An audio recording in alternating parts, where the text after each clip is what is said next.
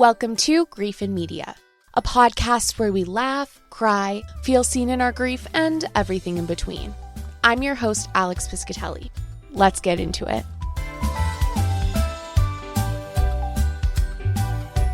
Hello, everyone. We are here for the first ever episode of Grief in Media. This is a podcast as part of the Grief in Media project.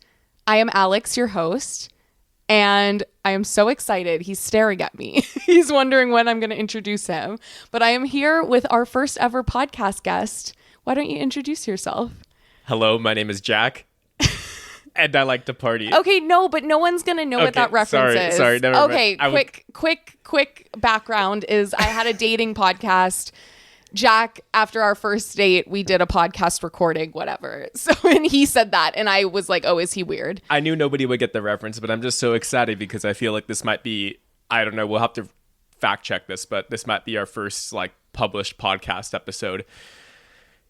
Probably since 2021. When I think early 2021. Yeah, when we were talking a little bit more about more newsy stuff happening in the world. So for those who don't know me, my name is Alex, and I am the host of Grief in Media, but also Grief in Media Project as a whole is a media database, a newsletter, pieces of writing, and now podcast, where I talk about grief and grief representation in media. I have a media background, love media, huge fan of reality TV and all other forms of media. So obviously having a podcast felt like the natural next step as someone who's had a podcast before. And did you announce my role? And I didn't announce your role. So your name is Jack. You are husband of Grief in Media Project. So it feels good to have you on here. You'll probably be a guest who comes back pretty often. But yeah, so I think first we'll sort of start off on talking about what this podcast is going to look like. I won't spend too long on that, but then we'll get into talking about my grief and introducing my grief, and then talking about Jack's loss and grief and introducing that. And then we really want to get into a conversation about music. This is the first episode of this podcast. Of course, you're seeing this, but at the same time I'm releasing this, there's going to be a second episode for y'all to listen to as well. And that one is specifically about Ariana Grande and looking at her music through a lens of grief. It's probably going to come up on this episode, but I'm a huge fan of Ariana Grande and her music amongst many other artists and music and whatever. But I really wanted to deep dive into her, and that's sort of an example of what this podcast is going to look like moving forward, doing sort of deep dives and talking with people who are fans of different forms of media and talking about these forms of media through a lens of grief and how it really, helps people both heal and also explore their own grief. Definitely. Yeah. And I think, if this is the first episode you are listening to as a listener, I think something like music, something that Alex and I thought of as, and now I'm realizing might be a good intro when diving into how media interacts with grief and how vice versa. Because something like music is so broad, something like music is international. It affects everybody throughout any form of grief, really. Anybody out there, specifically if we're talking about a person that you lost, there may be shared memories, and usually those memories revolve around themes such as food or locations, or in most cases music. Mm-hmm. And I think something like music is so broad that I think it's very relatable. And I'm honored to be, if this is the first episode you're listening to, the first guest on this podcast. I know that there's a little bit of preference because I am husband of the pod. What preference of who? The listeners or me? You. Oh, I see. Okay. But, because I think sometimes, and I think some people who are listening to this podcast looking for a resource that they can relate to in their grief may discount their own grief and say what I experienced is not as bad as other people. And what I experienced is fine. It's okay. It could get worse. And that's something that I tell myself often. Because it's never the trauma Olympics really, but if you're looking at Alex and I, for example, you could get into we'll get into specifics later on in our own griefs, but when looking at personal loss, I think she's somebody who's had more personal loss than I have. So it's easy for me to sit there and say, well, my grief isn't that bad. But over the past couple months, I've been really tuning into music to bring back memories. Mm-hmm. And I think that's something that's easily relatable. Yeah. And I'm happy to share that. Yeah, and we're definitely going to talk about, this episode is sort of going to be talking about music and using it as a form of time travel, because it's something that I personally use in my grief. And yeah, I just look forward to talking about more.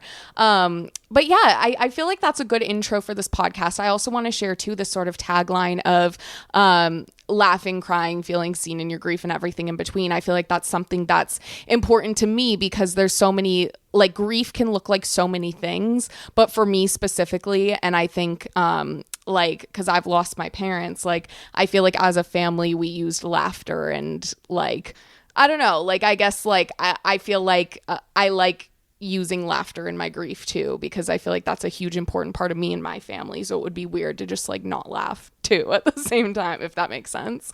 Yeah. And I think that's something that both you and I share now as a recently married couple in their 20s, navigating the rest of our lives together. Is something that we already have together, is that kind of laughter as well. Yeah. I know that laughter is something that exists in my family when we're dealing with more serious subjects as well. So yeah, and I think that's good. I like that. Yeah. And I think so. I preface that to say too, is that this podcast is not just going to be about being emotional. Cause I feel like when you think of a grief podcast, you're like, okay, am I just going to cry? Is it just going to be hard to listen to? And I think there will be moments like that, but also, like, we're going to laugh a lot. Like, I feel like I like to make fun of myself. I feel like I like media that makes fun of itself oftentimes too. So we'll definitely get into that. This isn't, like, super serious, although it can be at times, but it's not going to be. It's not all serious, but it will be emotional. Yeah.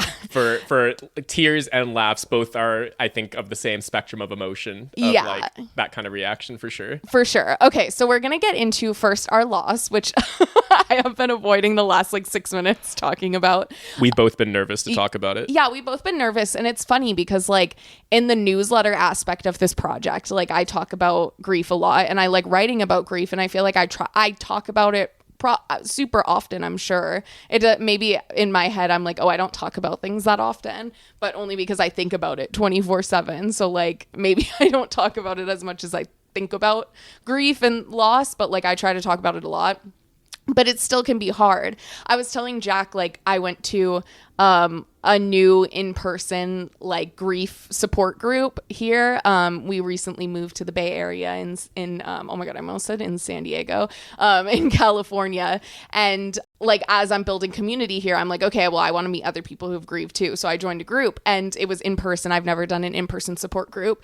And even though I talk about my losses all the time, like, I literally hearing everyone's and then saying mine again, it just made me cry so hard. So I'm like, it's hard. It's, like, normal to make it that it's normal that it's hard every time it happens. But I think the topic of why it's hard to talk about grief could definitely be its own episode as well. Oh, I mean, yeah, it's for such sure. Like and I think those reasons are much of the same and also kind of different for everybody as well. Yeah, I think so. So I guess I'll go first.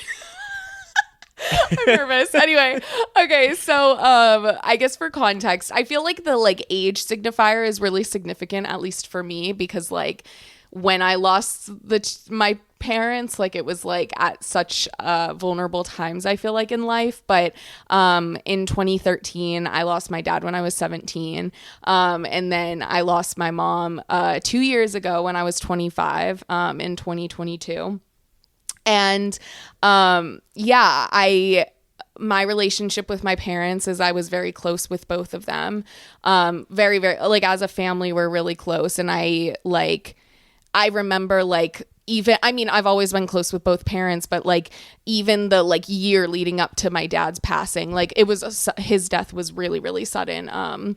But I, like, was becoming even closer for forming a friendship, I guess, with a parent, like, which is something you don't really do when you're, like, super young, but then as you start to get older, you do.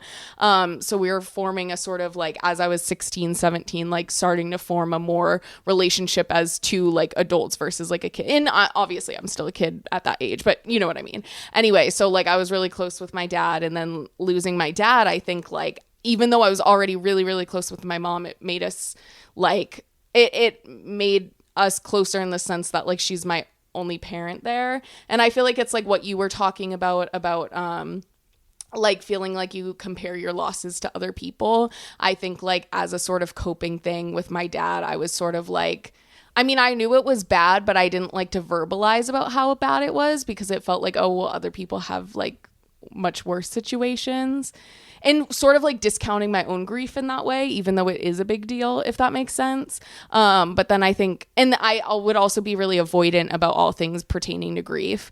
Whereas with my mom, like now that I've lost her, one, that was my biggest fear, losing my mom. And I thought I would literally die if I lost my mom. And somehow I'm not dead. So I guess, I don't know.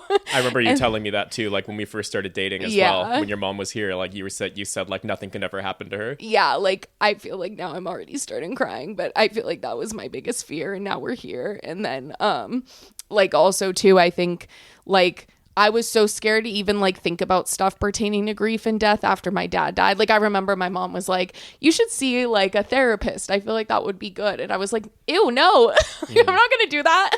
Even though I think that would have been helpful. But like, how old were you then? 17. Right. Yeah. Yeah. I mean, I think if I could just interject really quickly, one point about your dad too is that when you say you didn't really process his death for a while, or that you weren't really able to fully process that because you went through that whole discounting thing. Yeah. It's interesting too, because I remember when we first started dating, you said like, what was 2019 when we started dating? Yeah.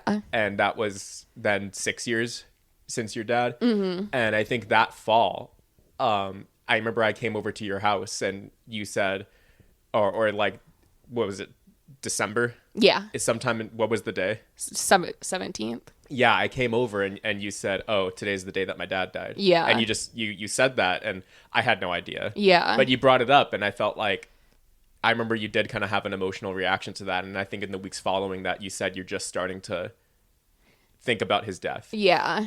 Which is also interesting too, because I remember you've showed me Facebook posts from when you were like 18, 19, 20. Yeah. Remembering your dad as well and being really personal about it on Facebook too. So it's interesting how while you can make personal Facebook posts and talk about your dad and remember him, you may not feel like you're processing it still at the same time. I think so. And I think like, I was going to say too, just like, I think I just avoided a lot of like anything pertaining to grief because like I get really bad intrusive thoughts and I was like, well, if I look at anything about death, it means my mom's going to die. Like, I feel like that really freaked me out a lot.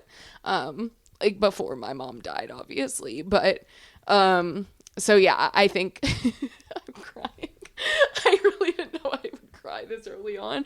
But, yeah, so I think like now that both parents have passed, like I feel like it's easier to like, even though it's still hard, but it's like easier to talk about grief. And it's like now, as someone who's always loved media, whereas before I would avoid things about grief, now I'm like 2 feet diving in, or I guess 2 hands diving in. What's that saying? Well, for you it'd be pencil diving, plugging your nose. Yeah, we talk about if I was to be on the show Survivor, that because everyone dives in water challenges, but I would simply jump feet first, plugging my nose because with one hand up. Yeah, with one hand up.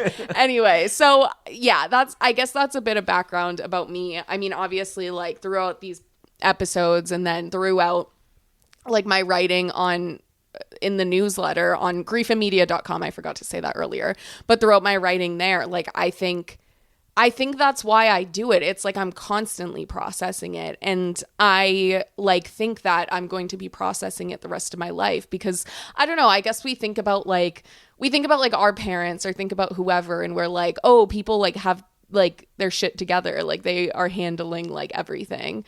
But I think, I don't know. You know what I mean? Like, does that make sense? Like I think about like, we think of our parents as invincible when we're younger. Yeah, and at so least like a lot of, we had the privilege of thinking that, I would say. Yeah, and so it's like, oh, when we're in our like 50s, 60s, whatever, are we gonna like be fine and have everything processed? But I'm like, honestly, this is gonna be a lifelong thing because every new thing you experience in life, I'm gonna be like, wait, my parents aren't here for this. Yeah. Like when we have kids, like when we, I don't know, like accomplish different things, when we buy a house, hopefully, when we do all these different things, every new experience is going to be a new thing that I'm like, wait, they're not here for, and that's going to take processing in itself. Yeah, for sure. And I think like and to the audience as well, I think over the course of this podcast, I mean, I think this is also the motivation too for why you wanted to start this podcast is because, or just the database in general. I mean, like you just can't get enough of this representation in grief, and you couldn't find that yourself in many cases. Yeah. So you wanted to start it because I think you went through the stage where, like you said, when you were 17 or 18, you didn't want to hear any of it. You didn't want any of it. You didn't think it was for you, but now you can't get enough. Yeah, for sure. And I think like, I feel like that has to do with representation getting better though too, because I think about it like, I don't know if this is the first thing that really like helped me and made me feel good, but like before my mom died and before she got diagnosed with cancer, because she died by cancer and had it for 8 months. So like, even though it was like more, I guess, expected, it really wasn't, because it was so quick and I didn't know it was like going to kill her until weeks before, essentially. About a month. Yeah, about a month before. Actually, yeah, it was like the day my dad, the December 17th is when we found out that it was going to kill her in a few weeks or months. But anyway, so I think the first like form of media that I'm sure I will do an episode on that really helped me, even though it came out before my mom died, and so I did watch it like before my mom died, was Never Have I Ever, the Mindy Kaling show on Netflix. And it's like a coming of age show, and the main character loses her dad literally the first episode, so like everything is circulating around her, this high school student losing her dad, and navigating like growing up when that has happened to her and she has that experience. And that's the first show I really connected with, I think, about grief, if I'm being honest with you. Like, I know there's like other shows and there's been other things that came out before that, but I think that's the first one that I watched that spoke to me as someone who also lost their dad, and like in a sudden way. Yeah, in a sudden way, and did so in a way that like talked about the nuances of grief, and also was like a show that didn't use grief as a plot point. It used it to really explore. And Mindy Kaling like has talked about how she lost her mom, and that's really what drove her to make this show. But also like did it in a, like, it wasn't like a sob story show. Like it had those like it talked about grief in a really nuanced way, but it didn't like, it wasn't like meant to be a tearjerker. You know what I mean? Like, the show was hilarious. Yeah, it was so funny. It was coming of age, and it explored her like wanting to have sex for the first time. Like it explored all these things. So it's like, even without the grief, it would have been a show I would watch. And it's like, imagine how different I think life could have been, and my approach to grief and thinking about it, if that came out around the time my dad died. Yeah. Or even like before my dad died, and we watched that as high schoolers, and then my friends knew what to do when my, you know, like knew how to act more when my dad died. It's like, I feel like that's the importance of grief representation, and talking about grief in nuanced ways, and doing it in approachable ways too. Yeah. And I think that's a whole, I mean, we can keep going on tangents here, but I think the more representation there is too, like you said, the more your friends will be able to, and your loved ones will be able to help you out in that time. Because I mean, we both know how much like people kind of like watch this stuff happen to you and didn't necessarily know how to react, right, or be there for you. And I think we've talked about this a little bit in some aspect, but I mean, that grief can be an isolating experience in and of itself. Yeah, for sure, definitely. But enough about me. No, just kidding. I love talking about me. But let's. Why you're podcasting? Yeah, exactly. That's why I'm sitting here with a mic. I love talking about myself. Let's be clear. But we want to talk a little bit about your grief as well. Whatever you feel like sharing in this moment. Yeah, for sure. Well, I think, I mean, I don't know how much I really am an analytical person, but whatever that means, I like going through things in like a timeline. Yeah. So I guess maybe chronologically it might be the best. Okay. To suit it. I mean, I guess since many of these listeners don't know much about me, is that my parents divorced when I was in 3rd grade. And they both happily remarried by the time I was in middle school. My dad and stepmother, they got married probably around 6th or 7th grade. And then my mother and stepfather got married in August of 2010. That was 8th grade, just getting into 8th grade right there. So, and I'll just say, you know, I was amazingly blessed and lucky to have 4 parents that there's, at the end of the day, like, you know, there were some aspects of my upbringing that weren't necessarily the warmest, but I still had a lot of love there, and a lot of support and a lot of encouragement to do the things that I want to do. And a key component of that, when I look at my stepfather, who did pass away about 6 months ago now, maybe 7 months ago. It was September 21st, I remember. So now more than 6 months, about 7 or 8. Yeah. Yeah. Wow. And he was a key component of that, like, I guess, unconditional parental support. And so in the chronological order of things, you and I got married in April of 23. And in the beginning of March, I went on my bachelor party to New Orleans. And it was me, my brother, and a couple of my high school friends. And so while we were there, my mom in a group chat was texting us that, Remy, so we called him Remy. His real name is Maurice. But she said that Remy's in the hospital. He's had a lot of pain. I believe it was in his neck or his arm or something like that.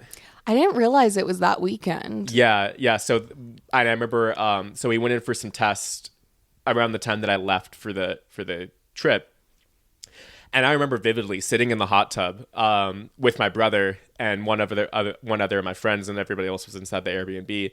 And my mom texted me. She said he got diagnosed with cancer, and they're still working to assess how serious it is. And I mean, the way she phrased it is we don't really know, but I mean, I think I had I'm like, this sounds like something that's not going to go away. I know. I feel like it sucks too, because now, like, with the experience with my mom and then what happened with, it's like that happened literally like a year before everything with my mom. So it's like we were sort of informed by that, I think, a bit too. Yeah. And when I've never really verbalized that happened during my bachelor party. I know. I forgot that it was that weekend. Yeah. But I mean, I talked with my brother a little bit, and I think I was along the mentality where, like, you know,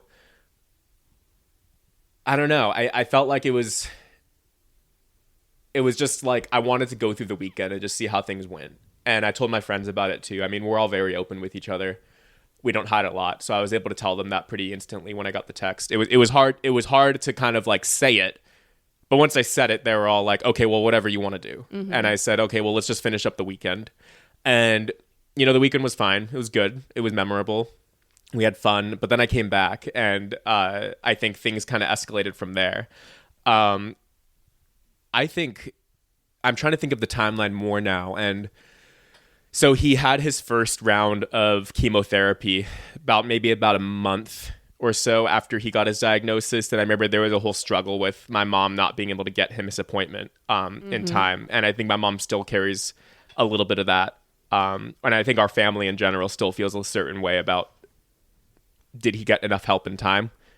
But I mean, I think in a lot of our grief, we think about the things that we coulda, shoulda, woulda. Right. And that's something that you could beat yourself up with too. But he had his first round of chemo, knocked him out for like a week, but then he was back doing yard work and doing all this stuff. And he even like laid out mulch in our backyard. And then he had a stroke. And I think that stroke in general, I mean, to see somebody go through a stroke in person, I think is a very traumatizing thing. Yeah. And it's also something where time is of the essence, where every single second that passes by, like, more brain cells get destroyed. Mm-hmm. And the stroke was before they were headed to church. But it was like 2 months after the initial diagnosis, if I recall correctly. Yeah, it was May. Yeah. It was May. So like the month of April during our wedding, we wanted Remy to come to our wedding. Obviously, we did. And he was going to come, but then doctors said like just the blood clot risk. The week before they were supposed to fly out, because we were living in Maine at the time, and I'm from San Jose, California. The doctor said that he just can't fly. I mean, like, there's too much of a risk that the slight change in pressure could give him a heart attack or a stroke, with the blood clots that he was experiencing. And then a month later, he had a pretty massive stroke, and that totally just derailed absolutely everything. And I think the doctors were saying, if the stroke didn't happen, he probably had a good chance of, at least living a couple years, or living some kind of relatively quote unquote normal life for some time. But that totally just knocked everything out. And so I remember we went there in May, and that was very hard. Because a little bit about my stepfather. He was born in San Jose before tech. He was born when San Jose, and for anybody who's driven through San Jose, you've ever seen like Blossom Hill or Cherry or like all these roads that are named after fruits. That's because I mean, before tech and all that stuff, it was farms. It was half farms, half mining for silicon to make the computers that the military used during the wars of the early 20th century. But that's what he grew up in. He was born in 1959. I think he was born in Detroit, but his family moved him back to San Jose because that's where everybody was from. He had a ton of siblings. They lived in southern Santa Clara, like pretty much in San Jose.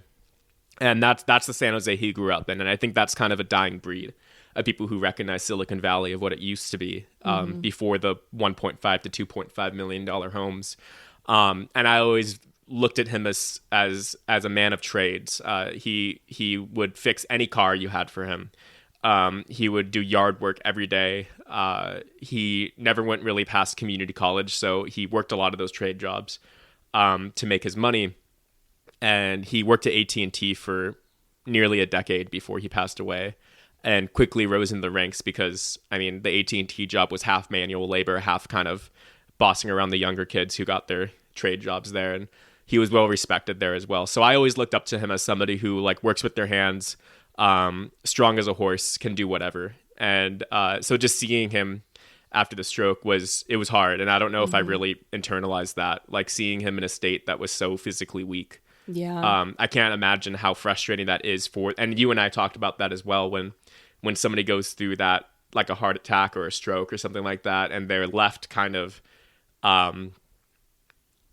permanently damaged, and there's no real coming back from that. And like, at what point do they accept, like, okay, this is it until I basically die? Right. And so I think that was hard. I remember sitting there in the hospital room helping him with his physical therapy, and I could tell that he was just frustrated. I mean, it was hard for him to talk, for sure. He couldn't really talk, I think, for a couple weeks. And I think closer to his death, he was able to talk more as well. And so I think he was able to regain some of his speech, which was nice. And I remember even talking to him on the phone. And so so I guess I'm talking in circles around it. But you actually went there, Alex, in July. And I know that was hard for you as well, but you wanted to spend some time with my family and see them. And then in September, my mom tried calling me. And this is what was, I think, one of the hardest parts too, was being, working in Maine. I was a reporter for the NBC station in Maine.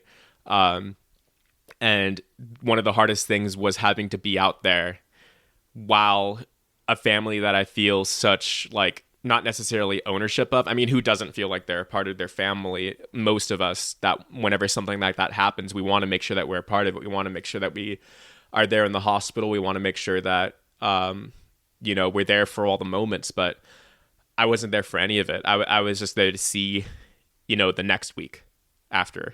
And so I think that was one of the hardest things. And people tell me, and you've told me too, that, like, well, I mean, the same thing would have happened whether or not you were there. Mm-hmm. But I think at the end of the day, I still wanted to be there. Yeah. And I think that's something I'll carry with me a lot, is I don't blame myself for it. I don't feel like there's anything I could have done.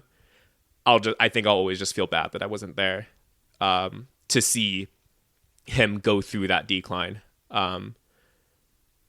Because, like, I was there with you for your mom when she went through her decline. And I think that in like a personal essence or a personal sense, I feel like that's something that's really important for me to see. And when you don't see your loved one kind of going through a lot of that stuff, I find it hard to understand. Mm-hmm. For sure. I still feel plenty of times because now we live back in the Bay Area, and anytime we've ever been to my mom's house, like, I drive in and I still think I'm going to see his truck there. Yeah. Yeah. You and I talk about that a lot because, like, my mom also had this decline because of cancer, which especially for anyone who's been a caregiver for a loved one who has cancer, how traumatic and awful and all the things that is. Oh, you never forget it. You never forget, especially like with my mom and Remy, like, both are these people who are just such hard workers and, like, love to have, I mean, everyone wants their independence or like whatever, to be in control and all of that. But like my mom and Remy are both two people who like were like blue collar workers and like, I don't know, had all these things that they did. And they never wanted anything special. All they wanted to do was do what they wanted to do. Yeah. Which, I mean, I remember your mom, like in the 100-degree temperature in La Mesa, would walk up and down the hill with gallons of water. And she's like, I mean, she was always kind of shorter and like she was a small woman. Yeah. Like, but she was always carrying this water and she would always like drive everywhere, do everything, handle the taxes. Yeah. Like she was like the big boss for sure. And I think that, I see a lot of that in Remy as well. Yeah. Just somebody who wants to provide for their family and finds a lot of pride in that as well. Definitely. And I think too, like what you were talking about, like I wasn't there when my dad like physically died, like when he actually died. I like my mom felt it was best I didn't actually see it, and I think I probably wouldn't have wanted to see it at that time because basically he was in the ICU for a week before dying. But yeah, so I wasn't there when that happened, and with my mom I was there when she physically died. And I think like a lot of the like not being able to process my dad's death came with not actually being able to see that he died, because I think a lot of it was like, oh, what if he's like actually somewhere? Like I couldn't like process it, you know? Like I genuinely could not process that without having seen him die. Yeah. Yeah. And I think, I mean, and I want to get to like our music discussion soon. About what are you, the leader of the podcast? I'm driving it here. But yeah, no, and I think like just to share a little bit more about my stepfather, just in case we are moving on. But I don't know how long we've been talking. So, but you know, like I think for context, like I was raised in a primarily Jehovah's Witness household, and so. I mean, I have to think hard about what age he really was. And before we started this podcast, because Jehovah's Witnesses don't celebrate birthdays. And so now that I'm really thinking about, okay, so he's born in 1959, do the math, blah, blah, blah. So yeah, he died when he was 60. He wasn't even 64 yet. Yeah. Because if his birthday was in October. Mm-hmm. And so if he died on September 23, yeah, 63. Yeah. 63 years. And so... But I say this with the context of, you know, both my brother and I, we have left the faith that we grew up in, and are living our own lives. And I think and it's the religion is a little bit more conservative, and in many cases, there may be parents who don't talk to their kids anymore after they leave, and you know, even for my brother, my stepfather would always, you know, fix his car, pick him up, do things for him. And he did this completely unconditionally. And despite a lot of those issues surrounding, you know, the awkwardness of growing up in a religious household, such as something like this, my stepfather, he still was always there to work on the cars, do things that we needed him to do, and he did it so without us even asking him to do it. I remember I would wake up after partying, and then I would come, like he would knock on my bedroom door at like 9 a.m. and be like, wake up, I just fixed your car. So I think that's something that, like, you know, our family really needed, was that stability, for sure. And yeah, and I think that loss is hard to process for sure. Right. The loss of like the strong male figure in your house, I think is gone, and that's hard for sure. Like I remember going with him to like junkyards, going with him to garage sales. One of my favorite memories, which I was telling some of my coworkers the other day, now that I work in the Bay Area, is if you know San Jose, you know the King Library in downtown. It's part of San Jose State. It's one of the largest libraries in the state, and they have literally everything. It's like 9 floors, anything from children's books to like doctor's books. You could literally study anything there. And I remember my stepfather, Remy, taking me and my sister there, and he would go up to like the 9th floor where they kept all the car manuals from every single car from like 1950 to like 2005. And he would read car manuals, which sounds extremely boring, but yeah. He read them and studied them and took notes. so that he could go back and fix the cars that were his neighbors, his friends. And me and my sister, we would just run around each of those floors. But that's one of my favorite memories. And I think that, yeah, it's hard to find people like that those days who are just so like, I don't know if this is the right word to use, but analog, that just like wanted to do things like with their hands, with their eyes, something like that. Definitely. Okay. So now we want to talk about music and how we use that in our grief and in thinking about our loved ones. It's funny because talking about music, I think it's funny because like growing up, you think of like the annoying like men who are like, Rolling Stone. I don't know what like band, but they're so like pretentious about music. Nirvana. Yeah, or whatever it may be. And I think for the longest time I didn't like realize how much music was so integral to my life. And like, I mean, I did cheer and danced, and then like, I don't know, like growing up. So for me, like every Saturday morning, me and my dad would dance. In my childhood house, there was like a little like floor area near the front door, and that would be our dance floor, and we would just dance for hours and hours. And like that music that I think of if anyone is either from San Diego or has lived in San Diego, you know, Magic 92.5, and we would listen to the oldies on there. You know, a lot of like, I don't know, dance music, like disco, like R&B, like that.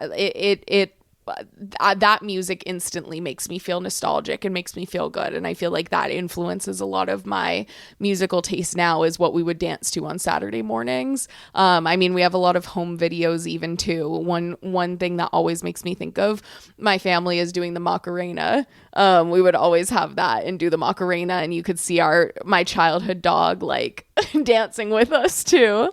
So I feel like that's like something when I think of music and how like it's just like my music taste comes from what we would listen to when I was like 5, 6, whatever age. And that really influences, I think, a lot of my taste now. For sure. I mean, you, me, and probably a couple million other kids, multiple millions of other kids in the US. I mean, I think our parents and the Beatles are a huge one for sure.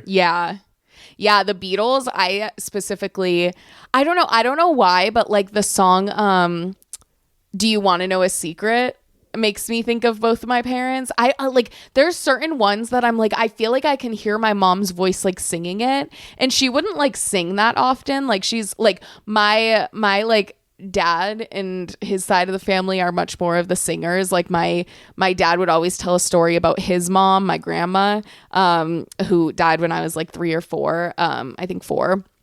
Or no, I think 3. I don't know. I forget which year it was, but because my nana and grandma both died around the same time. But how she like when she was 18 got like scoped out by CBS to be this like singer, but ended up having to turn it down or whatever because her dad said no. And so I'm just like, I feel like that side of the family is more the ones who sing, but my mom, I just like feel like I can hear her voice singing some of those Beatles songs. So yeah, definitely the Beatles I think is a huge one, especially for like the generation our parents came from. Oh, for sure. I mean, like, yeah, like I don't even know how to characterize like my biological dad's taste in music. It's all like techno stuff, which I resonate with too now as an adult. But even him, for somebody who likes seeking out those like, I guess, third party or like out there like artists that you usually don't really hear of. I mean, he's somebody who like I remember being on road trips and he'd have the Beatles on. Yeah. Remy, my stepfather, I think he notoriously was kind of anti-Beatle. Now that I remember How it. come? I don't. He just said that they were boring, and he said it's music anybody can play. Oh my god! But then also at the same time, like he would just like rock out to Led Zeppelin. Yeah, like Led Zeppelin is something that he really enjoyed for sure. Led Zeppelin, and I remember when I edit videos also in my day-to-day work. So I think now for 3 family members who have passed away, your mom, my grandfather, and my stepfather, I've edited like a video slideshow just with like any photos from their childhood all the way up to present day, with like music that will remind their loved ones of them. I remember for Remy, it was like almost half the songs were like Led Zeppelin for sure. Well, it's also half the video is Led Zeppelin when Stairway to Heaven is like 7 minutes long. So, but a big one that I really think of for sure is like Going to California, which, I mean, I put on when I drove from Maine to back to California. It's a song that I've always personally loved. But I remember sitting, because my stepfather, Remy, a lot of his family, even though they were all born and raised in California, a lot of them have relocated to Nevada over the years.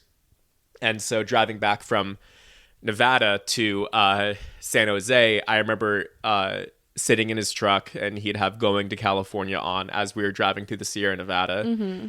And I don't know, it was just so nice, and that's such a vivid memory. Like, driving through the Sierra Nevada is something I've done with all four of my parents, and something that we've all four of us have done. And I mean, all four of my parents are so, like, I guess they have a lot of differences, but like the fact that we all have a lot of memories driving with music through the Sierra Nevada is something that, you know, I'll resonate with. And I think that makes just being in California in general such a special place to me, for sure. Definitely.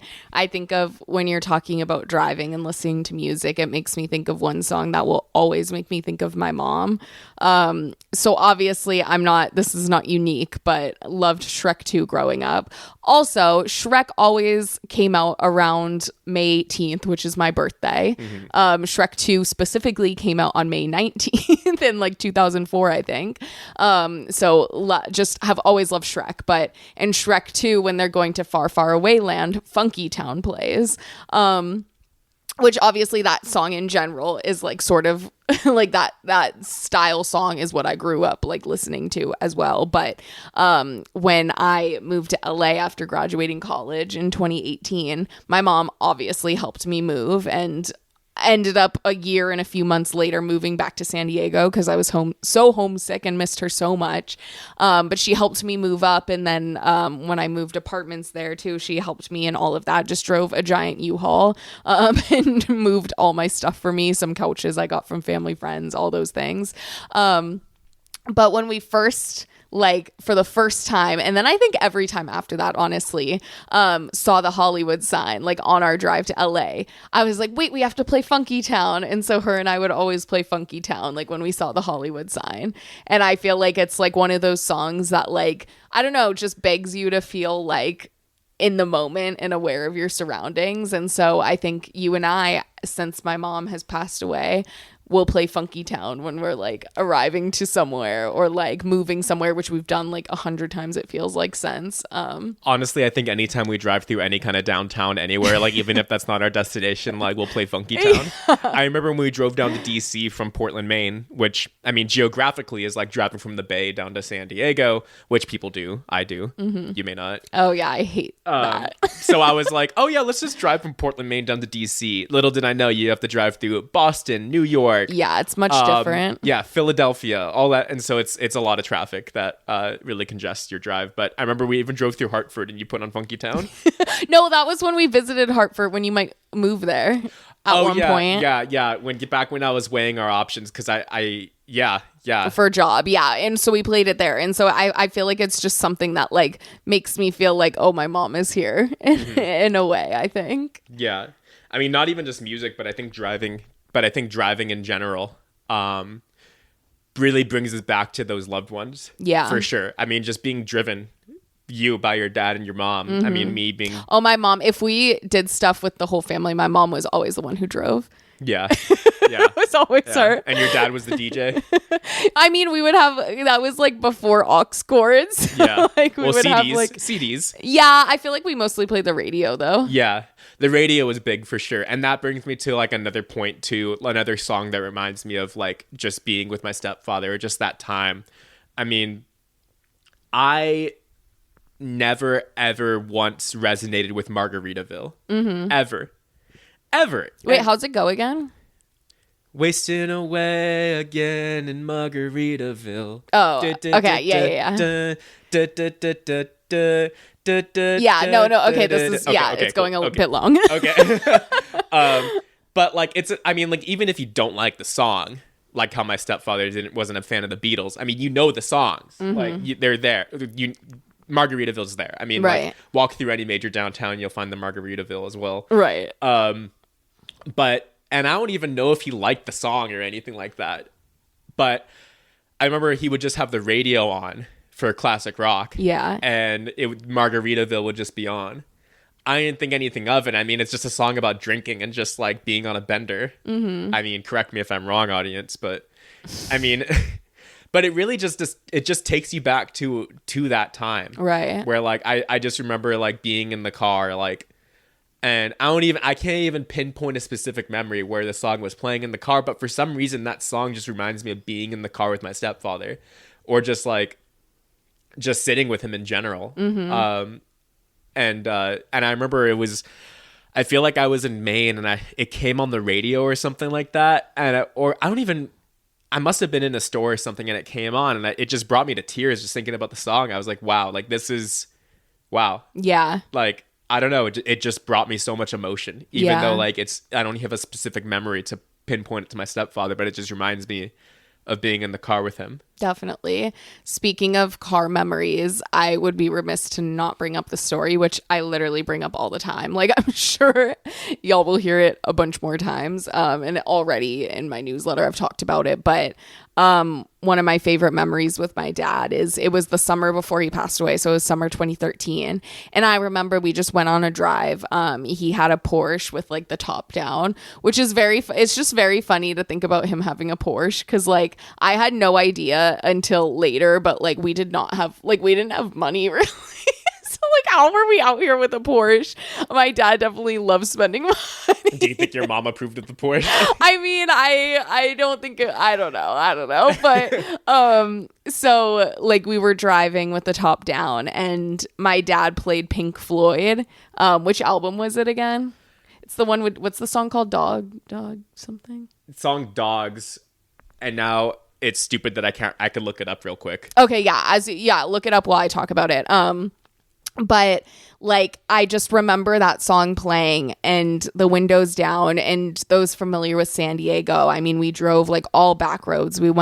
I was born and raised in East County, and we drove through like Hamul and down to sort of the South Bay area and just did like an hour, 2 hour, I don't even know how long drive.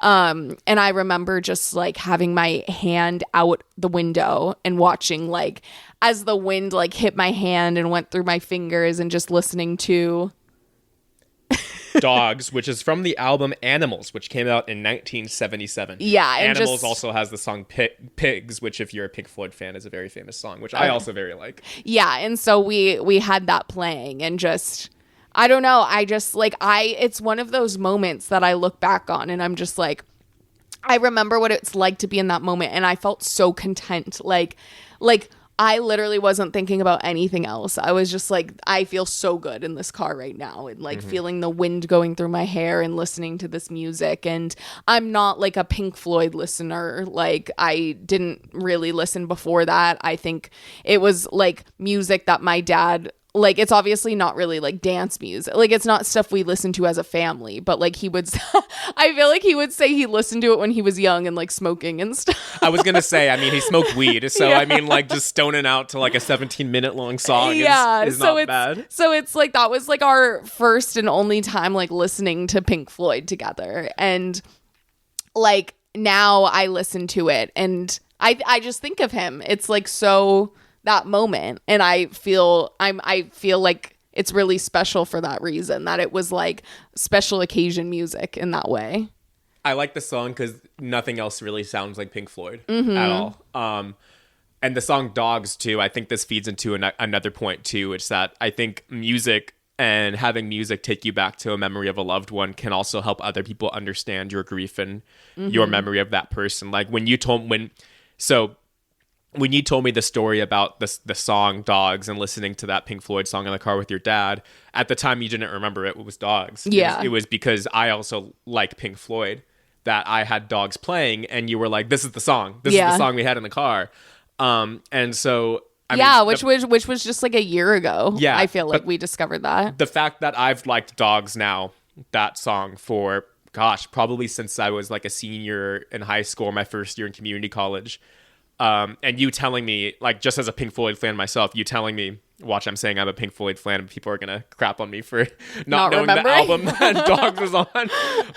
I don't pay attention to that stuff. If I like it, I save it. Yeah. But that kind of stuff just helps me think about that memory. Right. And like I'm able to literally piece together that memory of like a drone shot following you and your dad in the Porsche as you'd have your hand sticking out the window with that song playing, just because I have so many photos from when you were like a teenager or a kid. And like I've seen photos of your dad. I know what a Porsche looks like. I've been to that same road that you guys driven on. Yeah. Like, yeah, I'm able to picture that. And that I think is a beautiful thing, being able to have that. I wouldn't call it a shared memory at all, but knowing that I can at least picture it, hopefully helps you better see that, you know, like you have somebody out there who understands. Yeah. And it's like you get to know my dad more. And I think that's why, like, talking about, I don't know, it's like that. I feel like that's why I love media so much. I mean, obviously, like, I just love art and storytelling and drama oftentimes and like reality shows and different things and whatever. But I also think like it's a beautiful thing that someone can live on in that way. And just continue on, and you can share you can share bits of them easier than being like, let me tell you a story about my dad. But it's like, let me tell you a story about my dad and also this piece of media that went along with it to help you understand the entire feeling, I think, in ways, which makes me think of another thing too. So my mom was like, she loves me. Like, she would like have the radio on, but also like she would sit in her car in silence sometimes. Like, she literally like I feel like her thing was more like she would watch all the reality shows with us, and like as a family we would all watch like rom-coms growing up and stuff. But music, like she would dance with us sometimes, but it wasn't like her like thing as much necessarily. So I feel like when I ask, but my mom loves like pop music, like different things that come on the radio. She's like, oh, I love this. And I feel like, yeah, like she loved the song No by Meghan Trainor. Like, my name is no, my sign is no, my number is no. You need to let it go. You need to let it go. Like that song. And I feel like one I always think of for her that she really loved the song was Can't Stop the Feeling by Justin Timberlake. And I forget where we were. We were somewhere like a week or two ago, and it just like came on. Oh, it was on your radio. It was on my. So Spotify has this like. So I hate AI, but Spotify has this DJ AI feature, and you click it, and it's like this. It's like, oh, well, let's dive into like some of your music. Let's dive into this feeling. Let's dive into that feeling, like based on your music taste.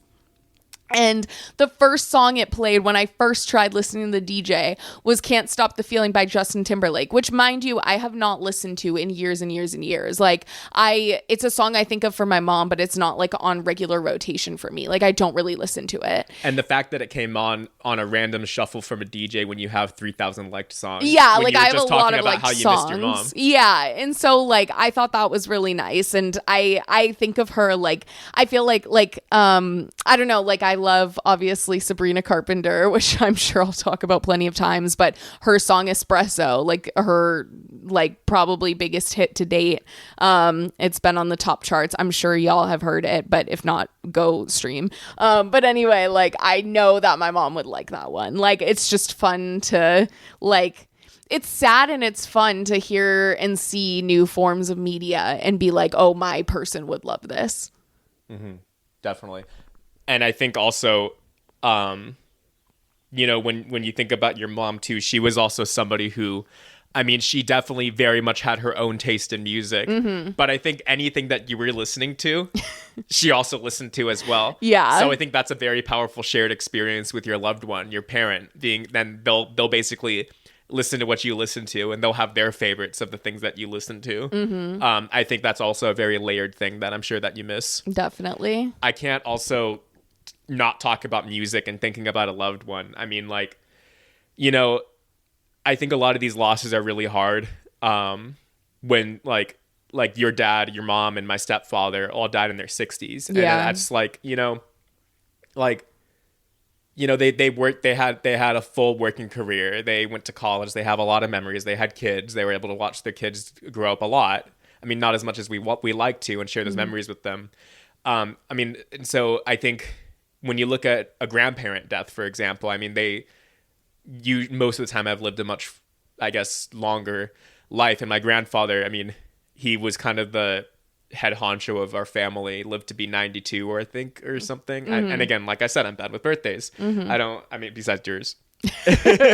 Although I didn't order the cake in time. Oh my God. That's, it's fine. It worked out. Yeah. But I think a big connection to music that I'll always have that reminds me of my grandfather. And, I wasn't sad when my grandfather passed away. He was in his 90s. He migrated to the US when he was just graduated college. When he married my grandmother, and he left for the US. He was here and it was hard, but they made it work. And he really kind of had that traditional all-American story. And even now, like, he worked for the state of California and he was so proud of it. And that's something that I really love is about him, is how proud he was of his work. And like how he loved sharing it with the world, which is something that I like to do too. And he also mandated that all of his kids and now all of us learned piano. So I was forced into piano lessons. But now I love it. And every single time I play the piano, I think of my grandfather. And I could play the piano and close my eyes and picture myself in my grandfather's house playing the piano. And he used to do this thing where he would, like, if he wanted to teach you a song, he never really understood sheet music. What he would do is he would look at the sheet music, look up what note it was, and write in pencil what that note was so that he could play it. But like, so instead of telling me all that, he would grab my finger with both of his hands and press it into the keys, and he'd be like, ba, ba, ba. And I feel like now I jokingly do that to you whenever we play piano. But that's like such a vivid memory. And now every single time I play piano, I just think of him. Every single time I hear classical music, I think of him. I think of being in his hot, steamy car and the San Fernando Valley, driving back from the deli that we would eat at, and just listening to that music from his cassette tapes.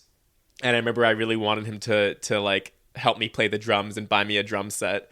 And so I told him, like, I had to look up the drummers that he listened to when he was working in a young adult. And I looked up Gene Krupa and like had to research all that to get him interested in it as well. But I ended up liking Gene Krupa and it ended up developing my taste in music as well. So I think my grandfather is somebody who really enriched my appreciation of music. And even when we talk about like older music too, I mean, it's not really an older song. I feel like the song was like made for Finding Nemo, but Finding Nemo resonates heavily with me with Los Angeles. I don't know why. I think this is an older song. You think it is? I'm okay. like pretty Am I making sure myself sound stupid? I do not think this was made for Finding Nemo. Was it? I'm looking it up right now. There's no way.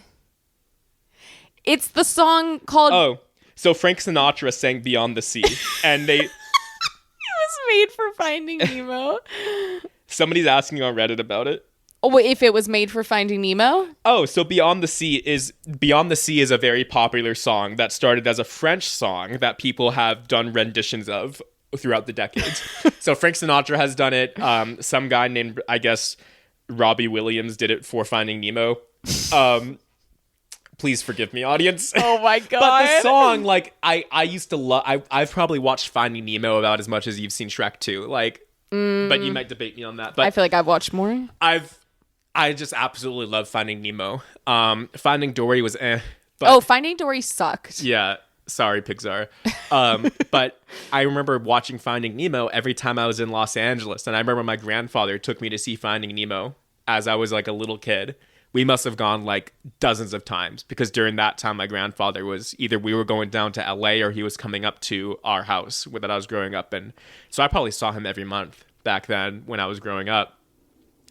And the song Somewhere Beyond the Sea, or it's just called Beyond the Sea. I mean, and the end credits, it's like Somewhere Beyond the Sea. Yeah, it's just that, like, literally nothing more than that song will take me back to those moments and those memories. Yeah, no, I love that. I have two things to talk about too, and then we should probably wrap up soon. But thinking about just like the movie and whatever the kid was sort of obsessed with. Like for me, like seeing Hairspray in theaters 7 times with my dad specifically, and then like knowing all those songs, like I think it takes me back to that safety. And then also like, I mean, I know I'm not the only one who grew up listening to like the Jonas Brothers and Miley Cyrus and Demi Lovato and all these people. And having those in High School Musical and listening to all these CDs when driving in the car with my mom is always something I think of too. Like I would be like, okay, Mom, this is my favorite. And then like sing along. And I remember being really young. I don't know. It couldn't have been one of those artists, but it was someone. And I remember like I listened to everything when I was little. Like I remember loving the song Promiscuous. Like when I was like however old I was when it came out, probably in my like 7 or 8 or something. But when I told my mom, I was like, okay, Mom, I'm not gonna cuss outside of songs, but when I'm singing, like if there's like a damn or something, I probably am going to have to like say the word. No, I think it was maybe Hairspray, although that came out like 7th grade. But when she's like, I don't give a damn because the world keeps spinning. And I was like, Mom, I'm going to start saying damn in songs. So it's just funny to think about that. But then also I love that like you grew up with piano because of your grandfather's influence, because we grew up with a piano. And I think everyone would play in some capacity. Like I know my mom did a painting like of her and my sister's hands when she was a baby, like playing the piano keys. And then like my dad, he was taking lessons. I think he grew up sort of playing, as I said, that side of the family is all really musical. And my mom like played piano or violin when she was younger too. But my dad like went to take lessons when I was younger, and he wanted to play, what is it, For Elise? And they were like, which for those who don't know is da da da da da da da da da da da da da da. And you did it slightly off. What? Well, people get the idea, okay. No? Or do you want to correct me? Okay,